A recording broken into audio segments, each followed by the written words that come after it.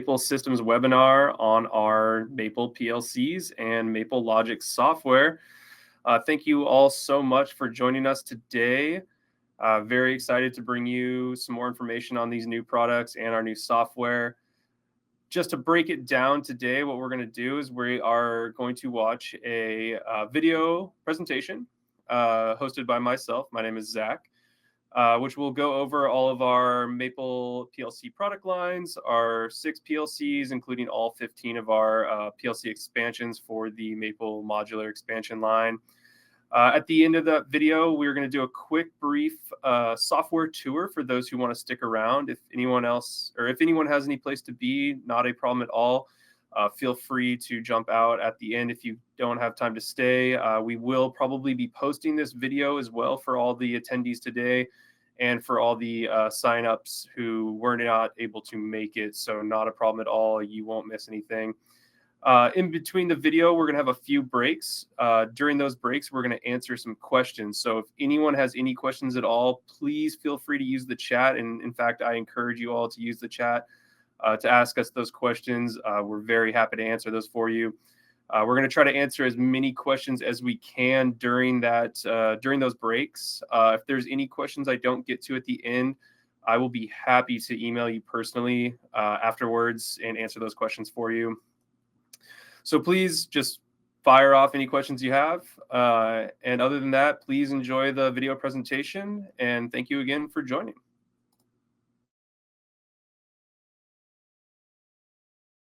Hi, my name is Zach, and I'm with Maple Systems, and today I will be talking to you all about our PLC line and our PLC software, MapleLogic. Here's a brief overview of what we will be discussing today. First, we will introduce and discuss our PLC line, including the Maple Micro and Maple Modular. Then we will introduce and discuss the external I/O modules that coincide with the Maple Modular and go into more detail about the features of both PLC lines. Finally, we will introduce and discuss our PLC software, MapleLogic, and go over its key points of functionality and standout features it has to offer. We have 2 new lines of PLCs that we are introducing. The first one is the Maple Micro. This is our standalone compact unit that is perfect for smaller projects or to be implemented into an already existing larger project for additional I/O. Our second PLC model that we are excited to introduce is our Maple Modular. This is our compact expandable PLC. This model line is perfect for medium to large projects where larger amounts of I/O are needed. With the Maple Modular, you can have up to 11 additional I/O expansions. Both models of PLCs are also UL and CE certified. First, let's take a look at the Maple Micro dimensions so that we can get a better look at the physical appearance of the PLCs. We have 3 different Maple Micro models, the FB1616P0202, the FB1616R0202, and the FB0808P. The 1616R and the 1616P are the same size. They are 5.3 inches wide by 3.7 inches tall and have a depth of 3 inches. The FB0808P is slightly smaller than the others. It has a width of 3.5 inches, but does have the same height at 3.7 inches and the same depth at 3 inches. Now let's dive even more into the Maple Micro PLC line. As I mentioned, we have 3 models of the Maple Micro, all of which are DIN rail mountable.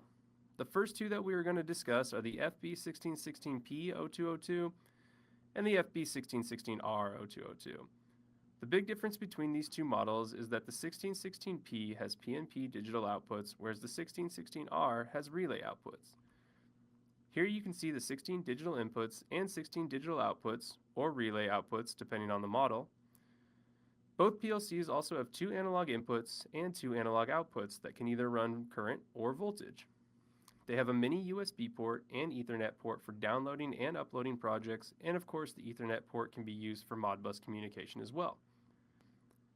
Underneath the flap on the right, you will find a mode switch to switch between current and voltage for the analog inputs, as well as the serial port which supports RS-232 and RS-485. The 1616P supports a 12 to 24 VDC power supply, and the 1616R supports a 24 VDC power supply. The third model in the Maple Micro line is the FB0808P. The FB0808P does not include any analog inputs or analog outputs, so it is strictly for digital I/O. It comes with 8 digital inputs and 8 digital outputs. The digital outputs are PNP style on this model. There is no relay option. The FB0808P still has all the other features as the previous models, other than the analog I/O and relay options. It comes with an Ethernet and mini USB port, as well as a serial port, and it also supports a 12 to 24 VDC power supply. There's no mode switch on this model since, again, there is no analog I/O. If we look over at the right side of the screen, I have some additional module details, some of which we have gone over already, such as the I/O of all three models, as well as Ethernet, USB, and serial support. The maximum number of I/O points for the Maple Micros are 16 to 32 points of I/O depending on the model you choose, and they have an execution speed of 300 nanoseconds per step. They all support ladder diagram, function blocks, and sequential function chart language within MapleLogic. And all three Maple Micros have the native Modbus slave functionality over Ethernet, TCP/IP, or serial, RTU. In addition to that, all three micros can also function as Modbus masters over serial. However, they are unable to function as Modbus master over Ethernet. Our second PLC model line is the Maple Modular. As you will see with this particular PLC line, the dimensions are slimmer and more compact, making these models great for enclosures with limited space. We have three different models for the Maple Modulars: the PLC ES1616P, the PLC ES0808P, and the PLC ES0806R.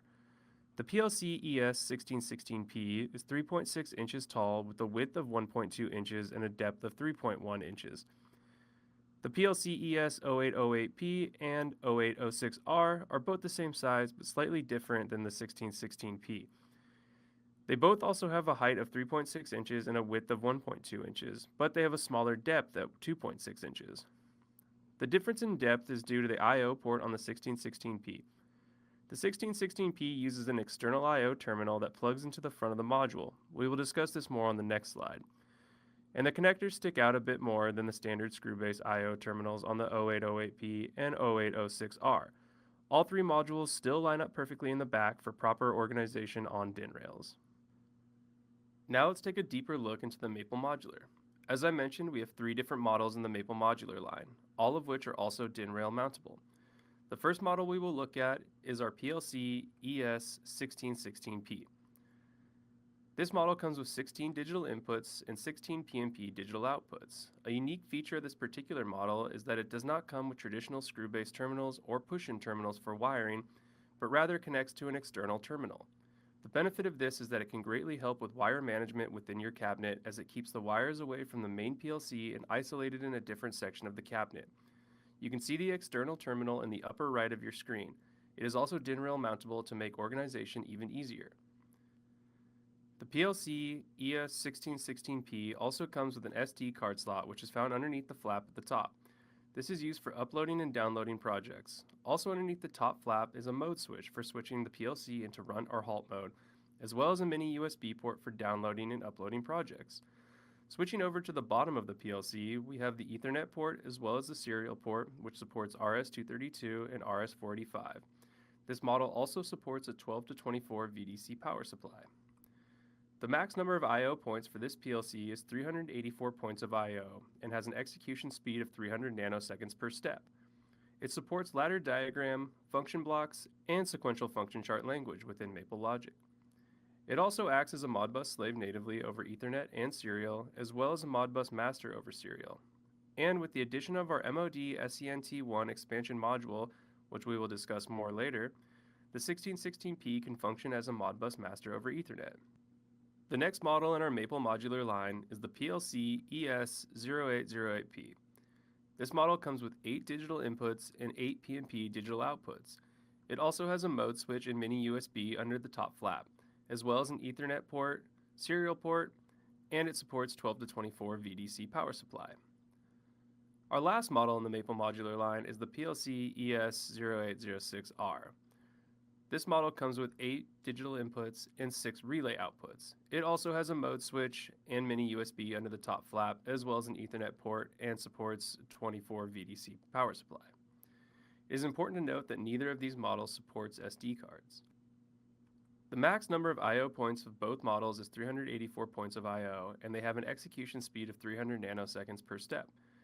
They both support ladder diagram, function blocks, and sequential function chart language within MapleLogic.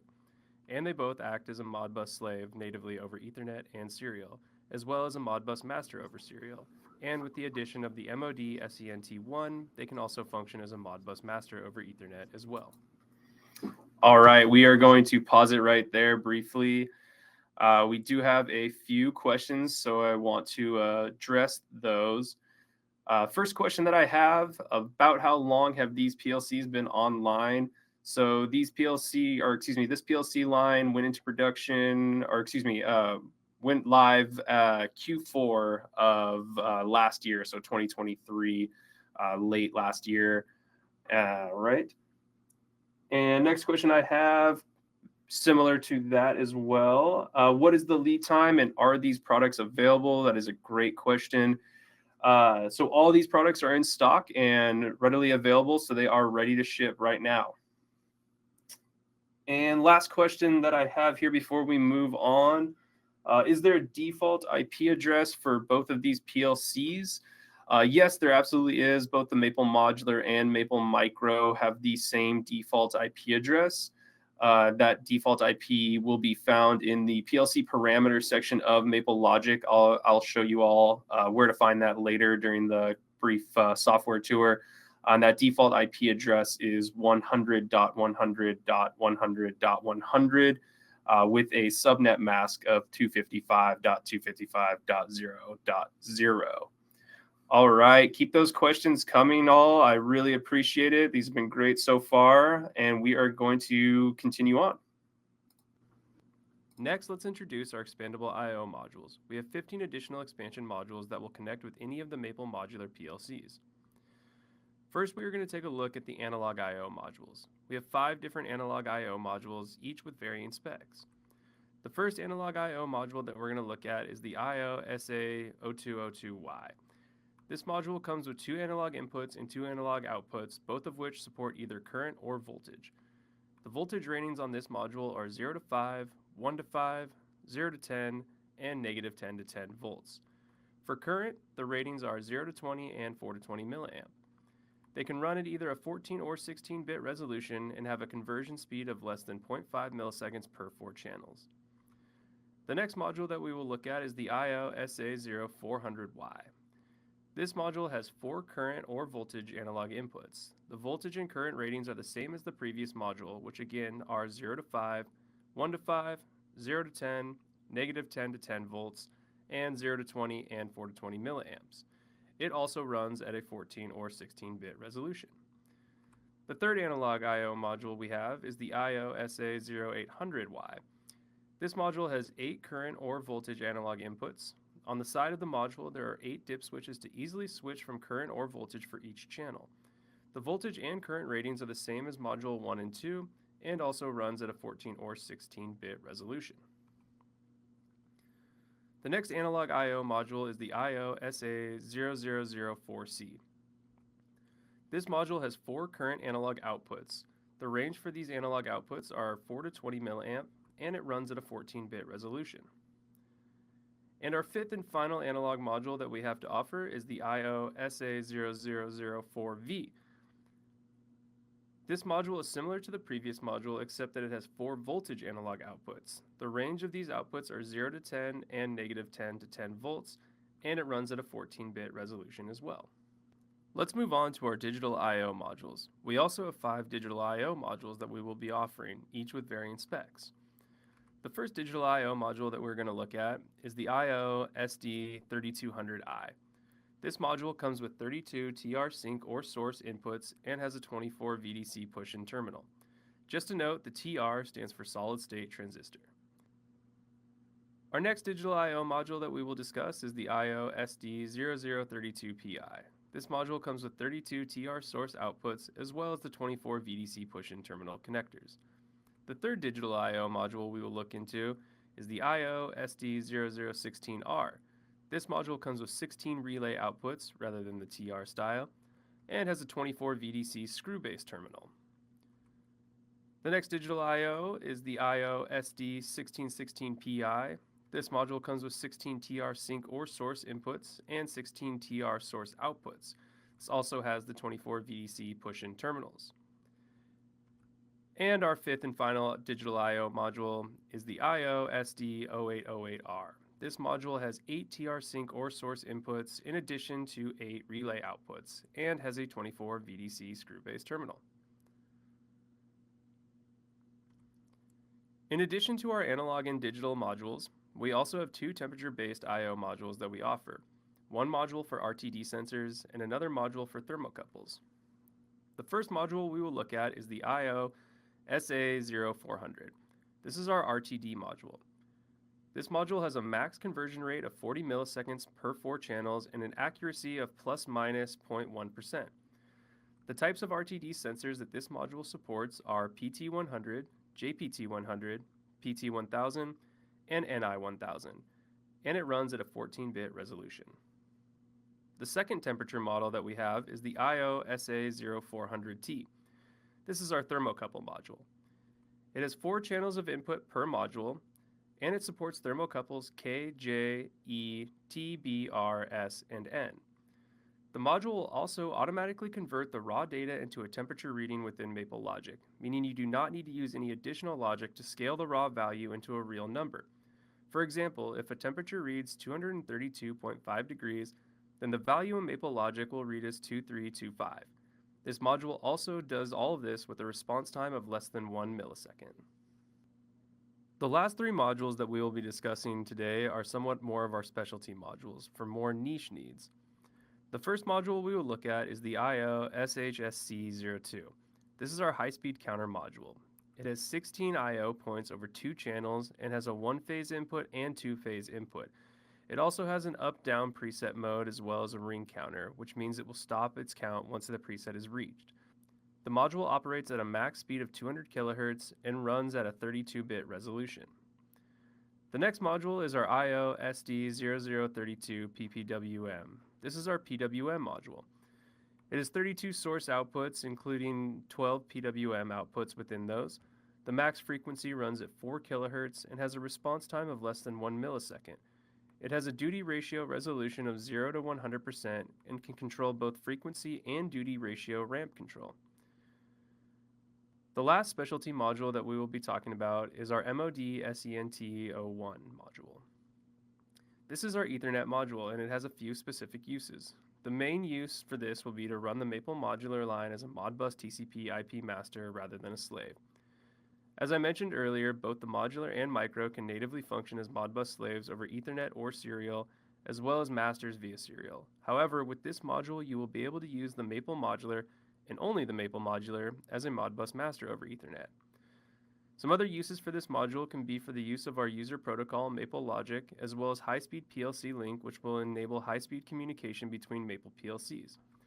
The connection type on this module is a standard RJ45 and has a transmission speed of 10 or 100 megabytes per second. The max distance for this module is 100 meters, as that is the standard capacity for Ethernet cables. All right, we're going to pause it there one more time. Have a few or just a couple more questions during this break. First question is, what are the memory specs of these PLCs? That's a great question again.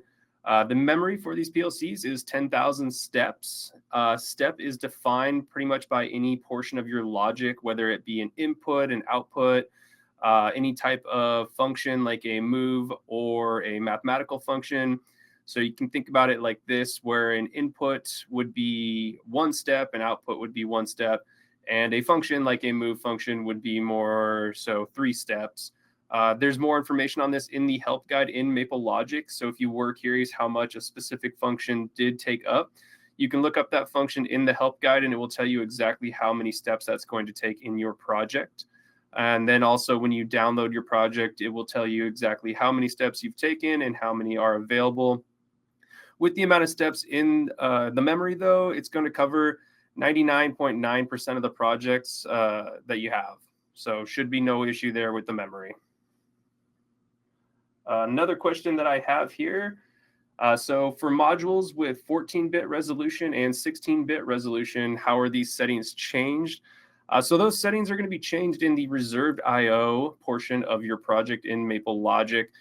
When you go to configure your analog modules, whether it be analog input or digital, or excuse me, analog input or analog output, you will be able to select exactly what resolution you want that set in.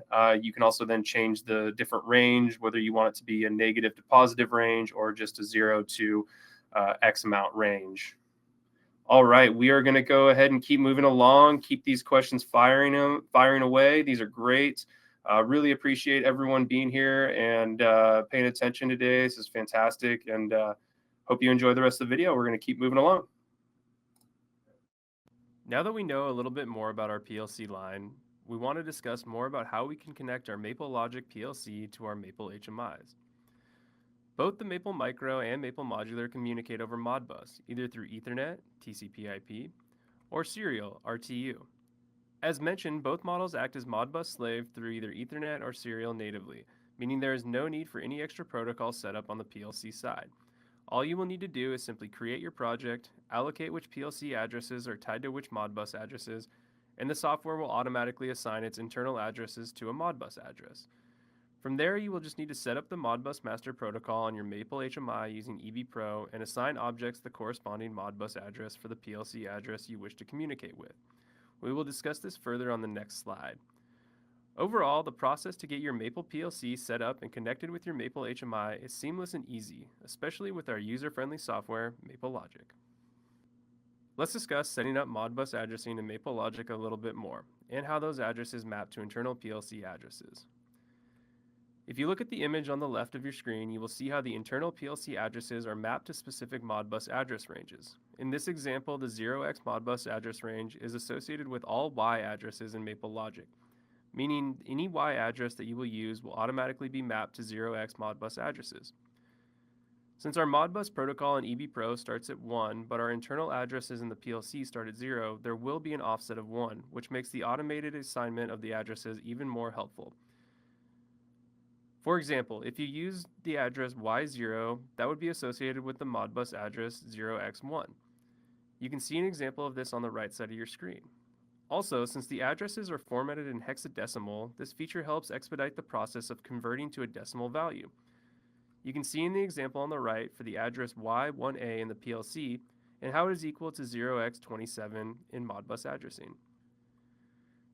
Next picture here in the middle is showing how you would go about setting up the serial port for either RS-232 or RS-485. The setup is standard where you will need to set up your station number, baud rate, parity, data bit, and stop bit. You also have the option to adjust the response delay. For the Ethernet port, the setup is standard as well. You will just need to set the IP address, subnet mask, and gateway if applicable. There is also an option to use DHCP rather than a static IP address. Now let's discuss some of the highlighted new features of the Maple Micro and Modular PLCs.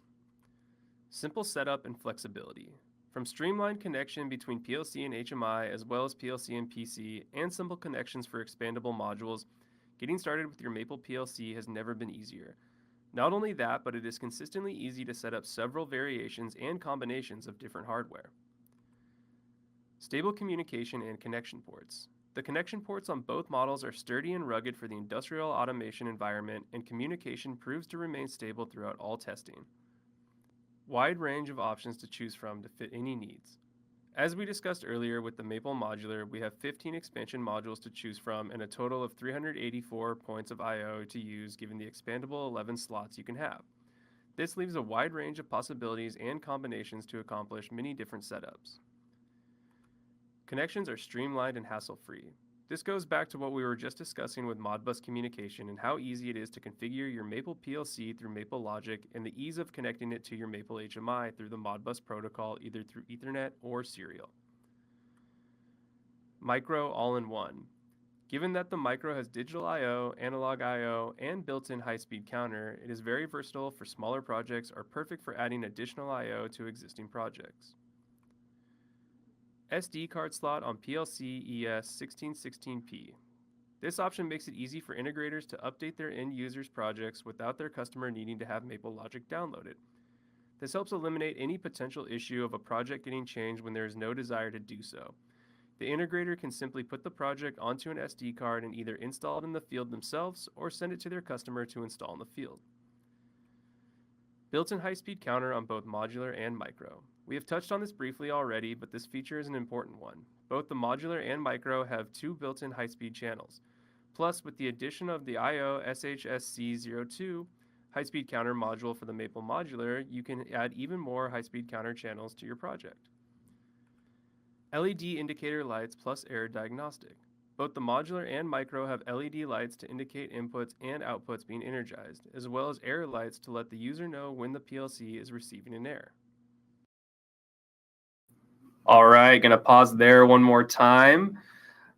And I do have a couple more questions we are going to address here.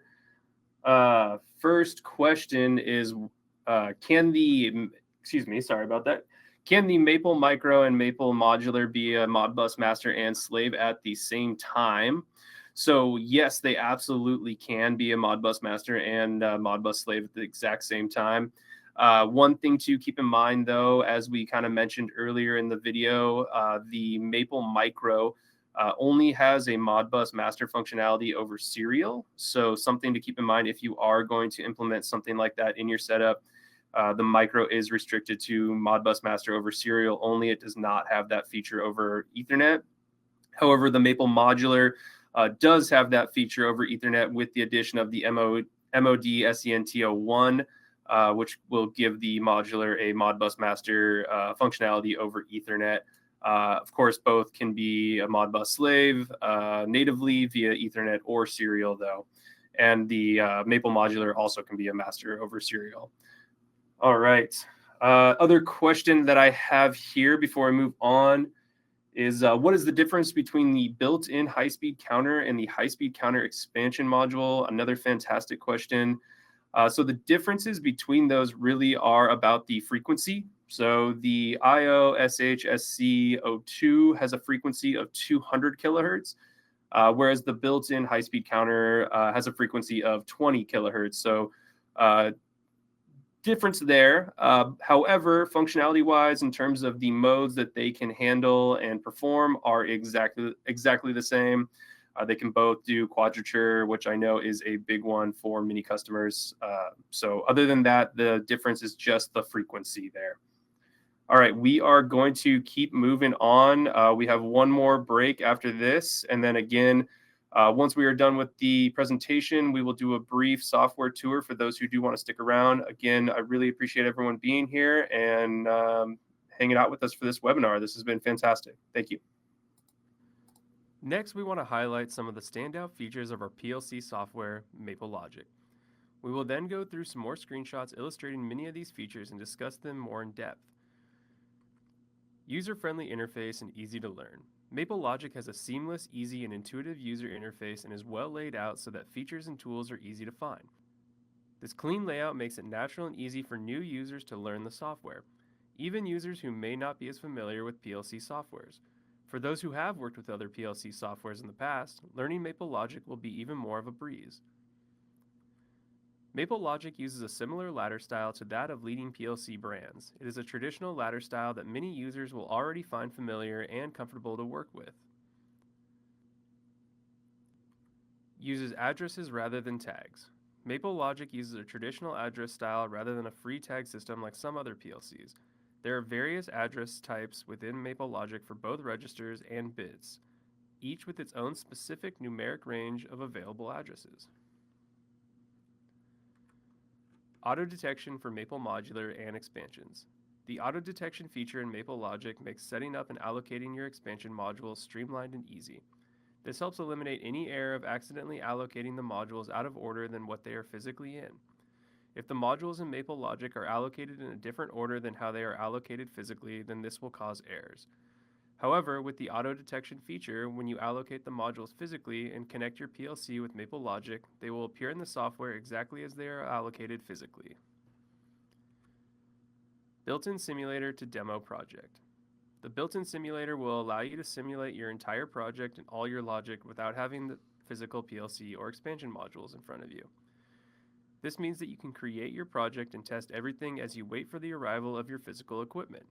And since MapleLogic is a free software, this allows you to try it before you purchase your PLC. Built-in trend display for live data monitoring. This allows you to view live trends in MapleLogic while online with your PLC.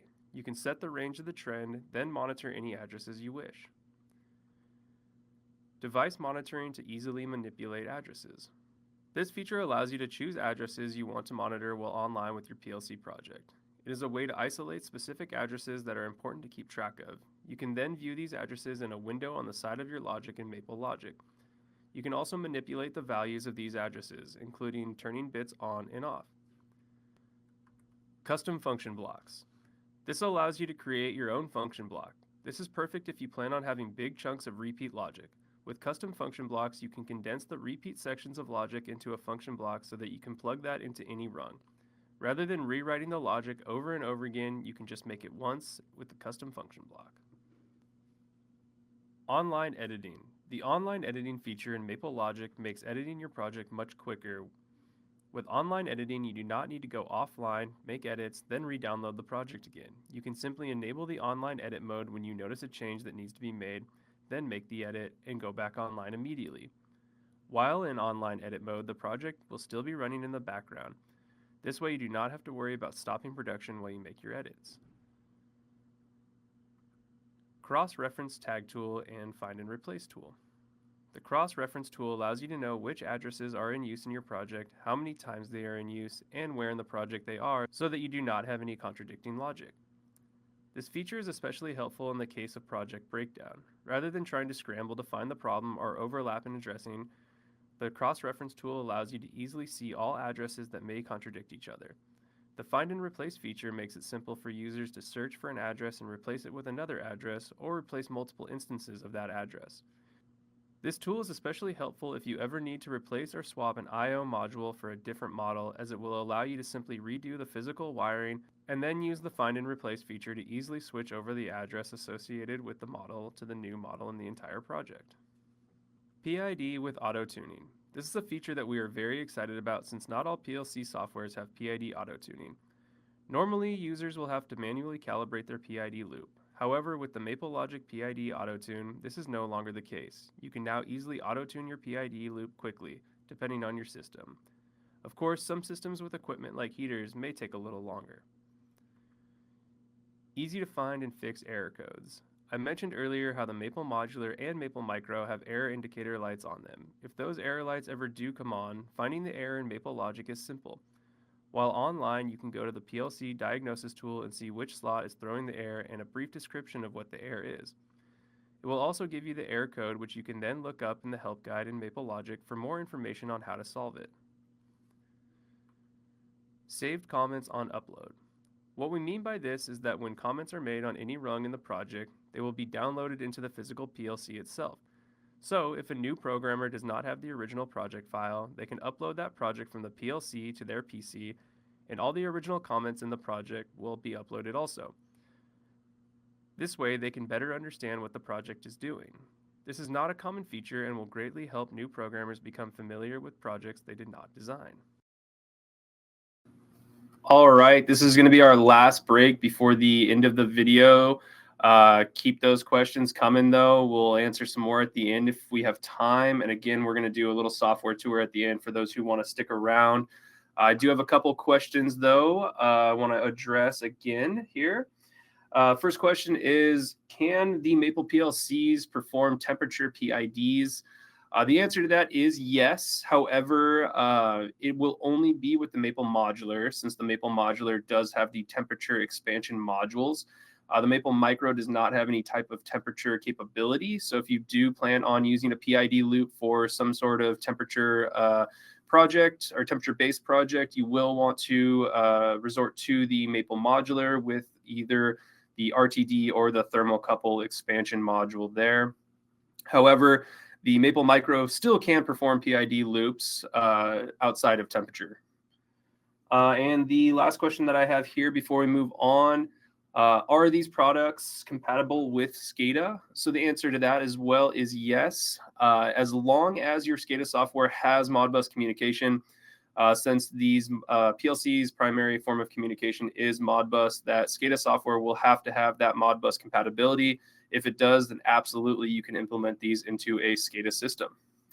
All right, we got a little bit left here for the video. I appreciate everyone sticking around, and thank you all for the questions. Thank you all for joining. Keep those questions coming if you have any. If there's anything I don't get to, again, we will contact you directly, and enjoy the rest of the video. Now that we have highlighted some of the unique features of MapleLogic, let's take a look at some visual representations of those features and discuss them more in depth. This is the built-in online trend display. This is where you can view any data registers and track their trends while you're online with your PLC. You can see that you were able to set a minimum and maximum value and then view your current value as well. You can trend up to 8 data registers at once. Next is the communication setup. This is where you will select your method of communication from your PC to your PLC. It is also how you will select the built-in simulator if you wish to simulate your PLC project without having the physical hardware in front of you. And this is the custom function block designer. Here you will create the block itself, including the input and output, as well as any other variables you wish to have. After that is complete, you will then design the actual logic that will be programmed inside the block based on the variables you have created. This is the module configuration and auto detection tool. In this part of the software, you can manually create your I/O chassis in the order you would like prior to receiving your hardware, as well as configure all the analog and digital I/O.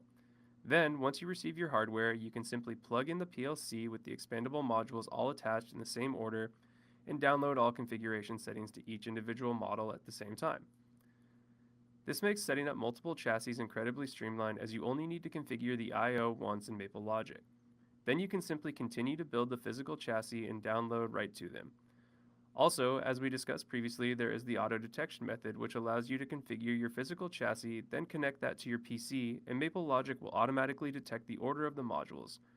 You will then need to configure the I/O after. Here we have the cross-reference tool. As you can see in the image on the left, you can search by all address ranges, or you can isolate a specific address range so that you can see all the addresses that are in use and how many times they are in use. Then we have the Find and Replace tool. There is a search bar for which address you want to find, as well as which addresses you want to replace it with. You can either replace one instance of that address, or you can replace every instance of that address. You can also use your search results to see exactly where in the project the specific address is that you searched for. Now let's take a look at how online editing works. To start online editing mode, you will click the button that has the small pickaxe on it as seen in the upper right of your screen. This will then turn the screen a light green, as you can see in the image in the center. Then you can make any edits as you wish. In this example, you can see that we have changed the input Y10 to Y15, as well as T6 to T80. Any rung that you make an edit on will turn a light purple color, indicating that there has been an edit made to some step on that rung. Once you are finished with your online edit, you will click the Online Edit Download button, seen on the right side of your screen, and the new logic will be downloaded to the PLC without ever needing to pause or stop your project or production from running in the background while edits are being made. The next highlighted feature is the project size information. When you download your project to your PLC, this download info window will appear, which will show you the exact size of your current project, as well as how many available steps you have remaining in use. Then we have the PLC status, which will show us some more internal information about the PLC, including the PLC scan time. You can see in the image on the right that the last scan time was only 1 millisecond for an entire scan. Even on larger projects, we have not seen that scan time increase much higher than that. Something important to note, however, is that when running in simulation mode, the scan time will be significantly higher than it will be when the project is actually downloaded to the PLC. The simulation scan time is not indicative of what the actual scan time will be. This is only due to no physical CPU being connected. Since the simulation is run on your PC, it has to compete with other background noise, whereas the PLC CPU does not. Next is the MapleLogic PLC Diagnosis tool. As I mentioned previously, when an error occurs within the PLC, the error light will trigger on the PLC to indicate said error. However, knowing there is an error is only half the battle. What is more important is knowing what the error is and how to resolve it. When online with your PLC, when an error occurs, you can go to the PLC Diagnosis tool, which will show you the slot location of the error, the model in that slot, the firmware version, the error code, and a short description of the error. You can see this illustrated here in the image on the screen. Then, once you know the error code, you can look that up in the help guide for more information. You can see some examples of that on the right side of your screen. The last MapleLogic feature that we want to illustrate is the PID loop functionality. On the left side of your screen, you will see the PID loops set up in what we call the GUI format. This will have all the parameters easily labeled and laid out so that it is simple to set up the PID loop. You can change the number of loops as well as the starting address. In this example, there is only one loop and the starting address is D0. This GUI format is only editable offline. So, if you wish to be able to edit the PID loop through online edit, then you will need to use the LD convert option, which is highlighted at the top of the GUI. This option will allow you to convert the entire GUI into a ladder diagram so that it can be edited live online. It is important to note that once this conversion is made, you cannot convert the PID loop back into the GUI. If we look over to the image on the right, this is an image of the PID auto-tuning in action. You will see in the highlighted area that we are monitoring the set value, SV, process variable, PV, and manipulated variable, MV. This is essentially automatically calibrating the PID loop so that it is accurate. Again, this is a feature that is not available on all PLC softwares and greatly expedites the time to calibrate a PID loop versus manually having to tune it. That all but does it for our presentation today. Just to highlight all that we went over again, we discussed the Maple Micro PLC, which is our strong standalone unit and how it is great for small projects or can be incorporated into larger projects. Our Maple Modular PLC and how versatile it is with having up to 11 expansion modules with a variety of I/O combinations. We discussed some highlighted hardware features, and we also highlighted some of the many unique software features that MapleLogic has to offer, including PID auto-tuning, streamlined Modbus setup, and PLC module auto-detection. We here at Maple Systems are extremely excited to introduce all of these new products and features to you. We invite you to explore even more and start looking into building your PLC program. In addition to everything we have discussed today, we also offer tutorials, sample projects, and videos on the support section of our website. Simply go to maplesystems.com, then navigate to the support tab and select the tutorials page. From there, you will see the MapleLogic tutorials section, which will have all of these resources. Also, don't forget that MapleLogic is a free-to-download software, and as always, we offer free support. If you ever have any questions at any time or want to inquire more about our PLC line and PLC software, then please contact our sales team through sales@maplesystems.com or our support team through support@maplesystems.com. And of course, always feel free to call us at 425-745-3229. Again, I'm Zach with Maple Systems, and thank you very much for watching. All right, thank you all so much for watching. I really appreciate all the questions today.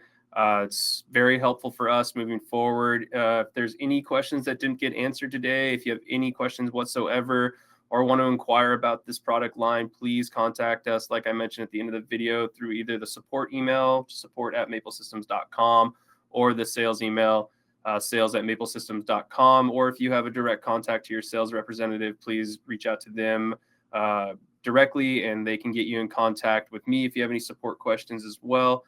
Always happy to help.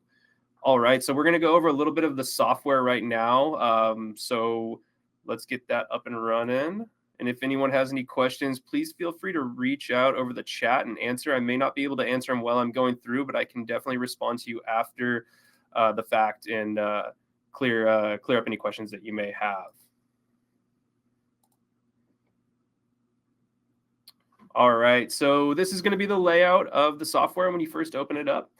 We're going to go ahead and just walk through creating a new project. So we're going to go to the File tab over here. We're going to create a new project.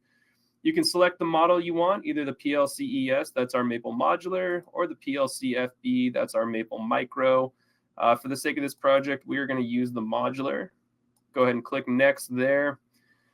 And you can set a default save path here, which is very helpful. I have mine just set to my documents into a specific folder so I keep track of all my test projects. It tells you the CPU type right here. If you do a Maple Micro, you can actually change it from the 0808 to the 1616. For the PLC ES, it just defaults to the 1616, which you'll just leave it at as well for I/O purposes. For the name, we're just going to name it something like Test Project. And something we didn't really get a chance to talk about in the video is the security functionality on MapleLogic and the PLCs. So if we click the security settings right here, and we click authority, and we want to change this to permission mode, so we're going to click yes. Now we are going to give it a password, so I'm going to just name it test, all lowercase. and click OK. That's going to change the little lock logo there. So now this project is password locked. We're going to hit OK. Oh, already have a project that name, so we'll just put 1. All right.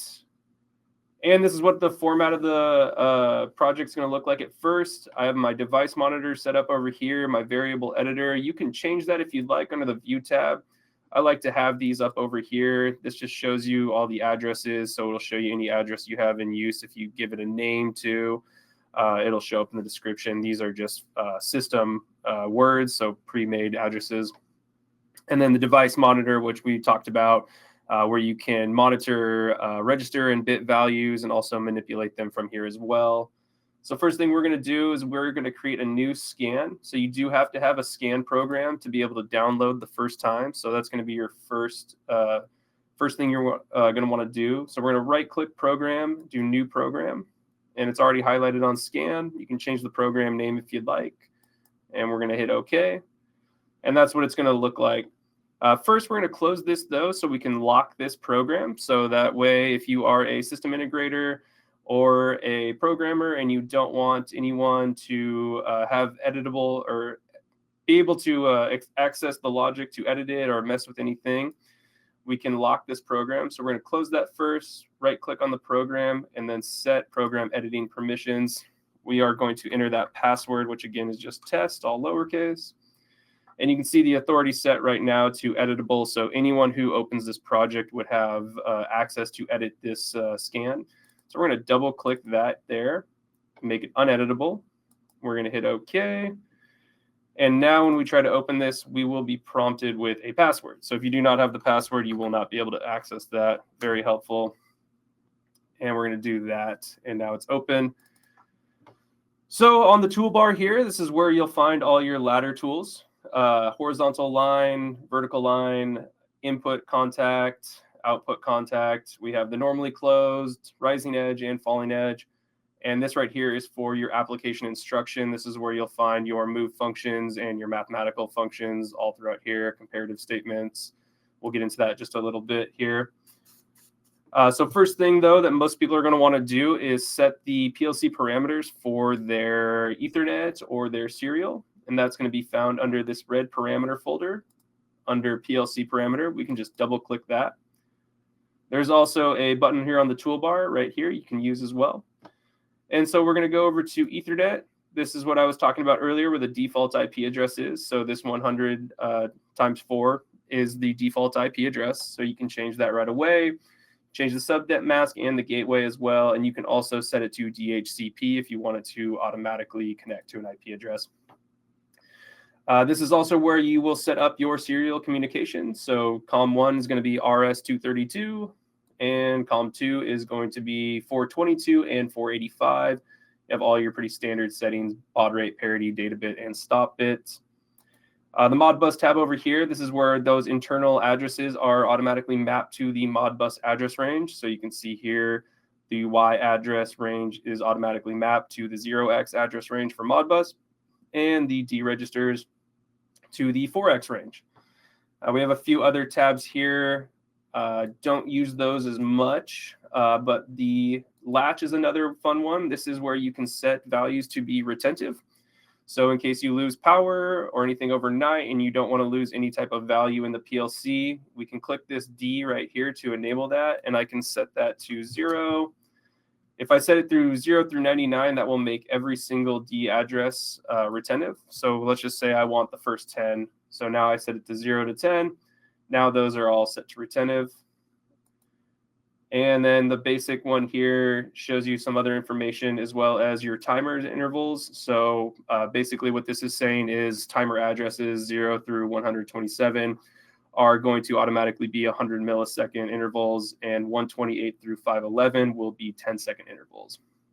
Once you have everything saved, you can go ahead and click OK, and that'll save the settings. We're not going to save anything right now, though.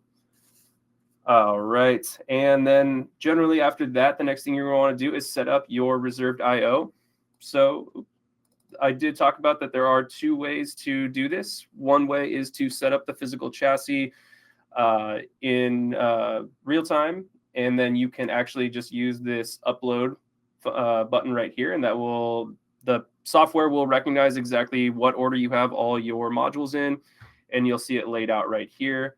And if we click this button right here, the base information settings, you can see it's already in detects automatically. So let's say we want to save that. We don't have our hardware yet. We're going to select 12 slot base, click OK. Now we can manually add what we want. So let's go ahead and add an analog input and a digital input card. So there you have it.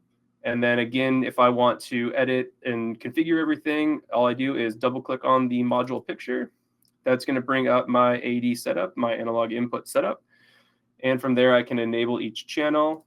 And this is, again, where you can select the resolution. So right now, it's default to 14 bits. I want to change it to 16. And signal type 4 to 20 milliamp. And here's my digital range. We're just going to go 0 to 64 and press OK. Very important in this section, you want to click this save button right here. And you also want to click the save button right here as well. Yes. And then when you download to your actual chassis, and make sure, of course, that it's in the right location, they'll show up down here as well under this card properties. So now building the logic, we have a pretty simple setup right here, just an end. And so we want to add some rungs. So to do that, we're going to right click and insert row. You can see to the right here that the Control L is the hotkey to insert the row as well. That's how I prefer to do it. It's a little bit quicker, but we're just going to insert that. And we're going to add a contact here. Let's make that X0 and just click enter. And then we're going to add just a coil at the end of that. So add a coil. We'll make this Y0. So that's pretty much all you have to do there. And we are going to now go ahead and go online with the project. So if we go to the online tab, first thing we want to do is go to connect options. This is going to show us what options we have to connect here. So pretty much the main three are going to be Ethernet, USB, and the simulation. We're going to do simulator today, but we're going to go back over here to the Ethernet. This is where you're going to set the IP that you set. So same thing that you set in the PLC parameters, you're going to want to put there. There's this handy connect history, so you can save up to 3 IP addresses. So if I just click this bubble right here, it will automatically fill that out. So I'll have my IP address. We can go back to USB. It will default to USB when you start the project.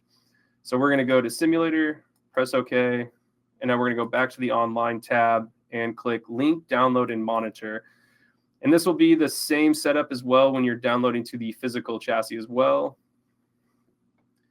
It's going to compile. It's going to ask us a few questions here. We're going to click yes. This is where it tells us the memory. So right now, our project size is only 17 steps. And we have an available of 10,223, so 99.83% still available. And if we press OK there, it's going to finish up, actually start downloading. And do we want to put it in run mode? Yes, we do. All right, so now we're in run mode. You can tell these lines over here will kind of turn blue. So since we are using an X address, that's a read-only address. So for the purpose of simulation, we are just going to put that into a force mode so we can just force turn it on. So to do that on this little pop-up that shows up, and you can minimize this and it will show up here in the bottom. We're going to click this N/D, and we're going to turn this force input on. So click enable and then download. Notice here that it tells us if we want to force it on, we can use Control-I. So that's how we're going to actually do that. So we're going to click download. So now my X is forced on. So now if I highlight my X, hit Control-I, that's going to turn my X on and my Y0 on as well, since it's the output. Now if we go to Tools, and actually we're going to go to Online and Memory Monitor. This is a tool that we can use to see what is on and the value that's also in those. So if we don't want to put a bunch of individual addresses over here, we can easily locate them here. So we can see my X1 is at a 1 because it's on. We can see my Y0 as well is at a 1 because it's on. This is a function that's only available while you're online. So while you're offline, this will not be an option. And this little icon right here is how you can get there to the shortcut. So we're going to close that. Next, we're going to look at the troubleshooting. So if we go back to online, this is the troubleshooting step right here. So this is what will tell us if there is an error. So right now we're in remote run. We don't have any errors. We can see that right here. No error code because we have no errors. So if we did have errors, we'd see the error code and that we'd have X amount of errors. And then they would show up in here as I showed in the video with a brief description, an error code, the version number. That would be your firmware version of your module, which will be just default to what you get it at. There's no need to change it there. They come already updated. So we're going to close that. And next, we're going to show you the PLC status. So if we go back to the online tab here, all the way at the bottom, this is another option that's only available while you're online. So again, this will be grayed out when you are offline. If we click this will give us some PLC information, firmware version, the PLC type. Will also show us our RTC time, what time it was powered on, and how long it was going for. It will also show us our scan time. Again, as I mentioned, we're on an online simulation. Scan time is very high. It's competing with all the other applications I have open in my background. So not indicative of what it will actually be. Then if we go to set PLC time, we can actually adjust that RTC clock in the internal PLC. And then another tool that we talked about is going to be the cross-reference tool. So this is what I had mentioned in the presentation, where if you ever have a hunch that you might have some overlapping addresses, this is kind of the place to start. It will show you every single address that you have in place. Right now, we just have the 2, so that's all we're going to see. And I can show you a good illustration of this here really quick. Let's say we're going to go offline really quick. Let's say we want to add a new program, and we want it to be a high-speed counter. So here we see that our high-speed counter starts at D0. And then the last address available is D17. So what this is telling us is that this whole program is going to take up the addresses D0 through D17. So now if we save this and exit, and we go back here to the cross-reference, we will now see that program 1 starts at D0 and ends at D17. So if I have any other of those, if I have any address between D0 and D17, it's going to conflict with this program. So again, very, very helpful to sort of keep in track of what addresses are being used, especially if you are using those programs such as high-speed counter and PWM and PID, all of which that start at a D address and end at a specific other D address. So something to keep in mind when you are building your project. We are going to go back online here. And that's another thing. If you don't make any changes to your project, you can actually just hit this connect button. You don't have to download it every time. I did make a change, but we don't really need to use that high-speed counter project right now for what we're doing. So we're not going to worry too much about that. Next thing we want to go over here really quick is the device trend. So we can click this icon right here, and it's going to take us to our device trend. So if we want to actually view live data, we can set up a live trend here to view any type of registers that may be worth value to monitor from the PLC side. You can also do a form of data logging with this. Of course, since it is a PLC, it's not as sophisticated of a data log as it would be on an HMI, but still very helpful for any engineers who are monitoring data from a PLC. Once you actually start monitoring data, this option that says data save will become ungrayed out. You can select multiple data points at a time, and you can have up to 8 here, and you can log all those directly to a CSV file. So for now, we are just going to do one address, and we will do D0. And we're going to just change the max value to something a little smaller, let's say 200. We'll leave the device type at a word. So now that will show up there. And obviously the value is at 0 right now because we don't have anything. So we're going to manipulate that value. So we're going to go over to the device monitor window, right click here and device monitor insert. And we're going to enter that D0 address here. So now I can play around with it. So let's change this to 100. We're going to hit yes. And now you'll see this jump up. So there's my live trend. We can manipulate this a little bit more. watch it change live. Of course, if we're actually monitoring real data, we're not going to have to keep changing it, but for the sake of the simulation, just so we can visualize it, that's what we're going to do. And now if I want to, let's say log D0, I can highlight it like this. And now this becomes a clickable option, data save. Some data save start time, data save end time. You can do display type or real. So you want those decimals if you have decimal values in there. Sampling time you can change if you want it every second, or let's just say we want it every 5 seconds, and then press OK. And this will open up where you want to save it, and it will save as a CSV file.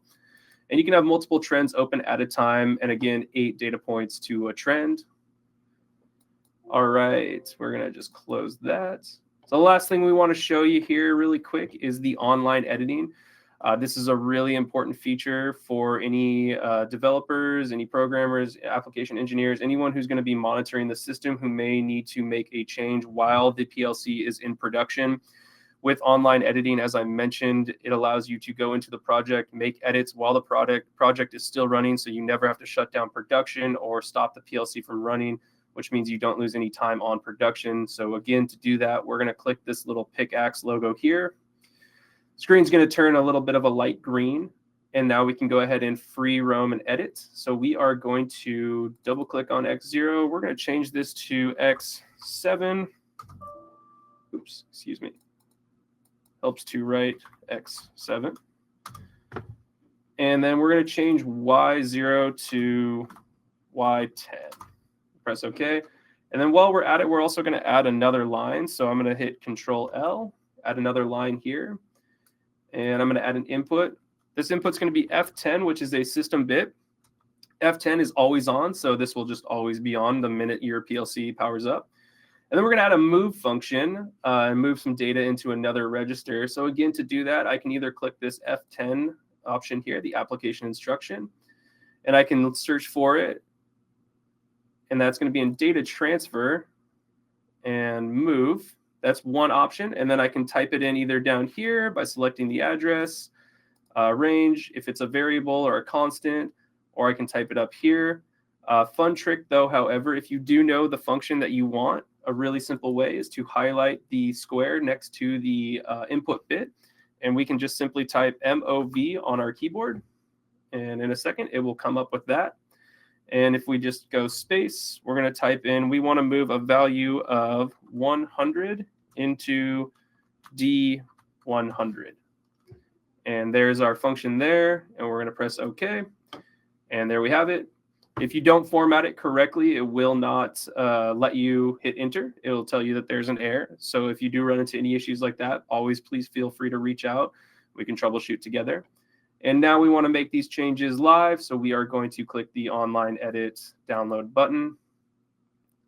And that will download the changes here. And now we're back online. And we can put D100 over here to see our value. There it is. We're moving 100 to that. We can see it right up here as well. You can even see what Modbus address range it equals, 4x101. It is, we do start at 0 here on the PLC, so you do have to add 1 on the HMI. All right. Well, that is going to do it for us today. We ran a little bit long. I really appreciate everyone sticking around. Thank you all for the participation today, all the great questions. Again, if you have any other questions, please feel free to reach out to us at any time through either your sales representative or through the support inbox. Again, that's support@maplesystems.com. Again, my name is Zach. Thank you all so much. Very much appreciated, and hope you have a great rest of your day.